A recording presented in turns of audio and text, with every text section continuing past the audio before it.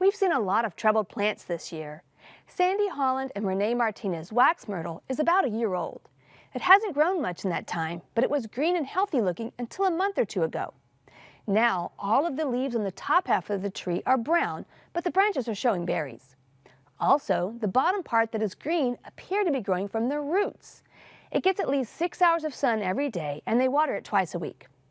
While it's hard to give an exact diagnosis here, I believe this wax myrtle may be receiving too much water, which may also be exacerbated if the soil isn't draining properly.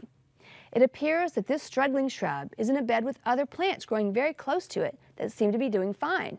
But that may also be an issue. This shrub really needs its own space. The good news is the new growth. Wax myrtles do tend to re-sprout easily from the roots, so I'd suggest pruning all the dead growth back to the soil, clearing the space around the base of the shrub, and decreasing the watering significantly. If the shrub continues to struggle, dig it up and check out the roots, and monitor for soil drainage issues, making sure the soil has time to dry out between watering sessions. Jill Gaskin's Texas Star Hibiscus didn't mind summer's heat one bit and bloomed prolifically to prove it. Tony Way is growing a Texas Star in a large planter on his patio. It's doing so well that he needs to move it to a larger container or to the ground.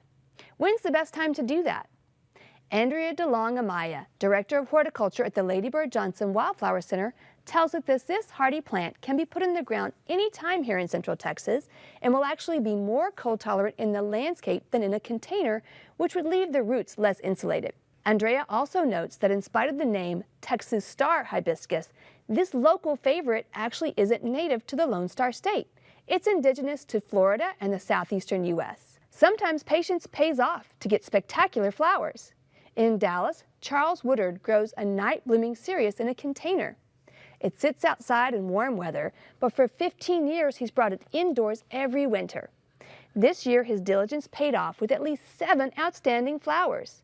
Each opens in the evening and only lasts for one day, but that was enough time to get these great pictures. But Susan Doss discovered a wren happily chomping into her euphorbia.